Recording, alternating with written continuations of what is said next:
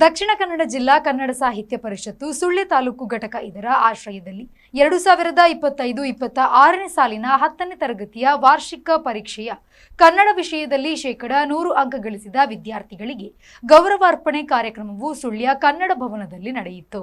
ಸುಳ್ಯ ತಾಲೂಕು ಕನ್ನಡ ಸಾಹಿತ್ಯ ಪರಿಷತ್ನ ಅಧ್ಯಕ್ಷರಾದ ಚಂದ್ರಶೇಖರ್ ಪೇರಾಲು ಅಧ್ಯಕ್ಷತೆ ವಹಿಸಿದ್ರು. Sullia academy of liberal education ಅಧ್ಯಕ್ಷರಾದ ಡಾಕ್ಟರ್ ಕೆವಿ ಚಿದಾನಂದ ಅವರು ವಿದ್ಯಾರ್ಥಿಗಳಿಗೆ ಸನ್ಮಾನಿಸಿ ಮಾತನಾಡಿ, ಪ್ರತಿ ವರ್ಷವೂ ಶೇಕಡಾ 100 ಅಂಕ ಗಳಿಸಿದ ವಿದ್ಯಾರ್ಥಿಗಳನ್ನ ಕನ್ನಡ ಸಾಹಿತ್ಯ ಪರಿಷತ್ ವತಿಯಿಂದ ಅಭಿನಂದಿಸುವ ಕಾರ್ಯ ಶ್ಲಾಘನೀಯ.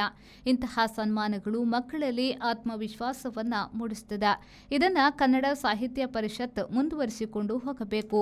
ಕನ್ನಡದ ಬೆಳವಣಿಗೆಗೆ ಮಕ್ಕಳ ಪಾತ್ರ ಮಹತ್ವದಾಗಿದೆ ಎಂದು ಹೇಳಿದರು.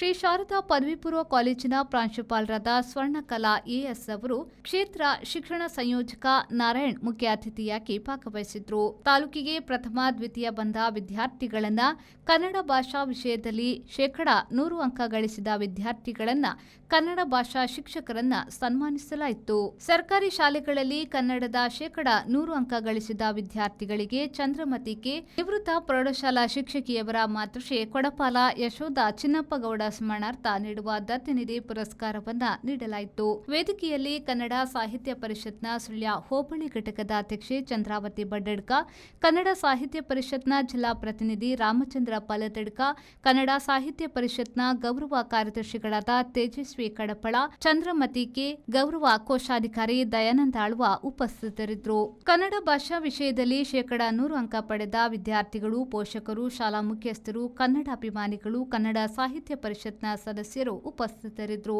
ಕಾರ್ಯಕ್ರಮದಲ್ಲಿ ತೇಜಸ್ವಿ ಕಡಪಳ ಸ್ವಾಗತಿಸಿ ಪ್ರಾಸ್ತಾವಿಕವಾಗಿ ಮಾತನಾಡಿದರು.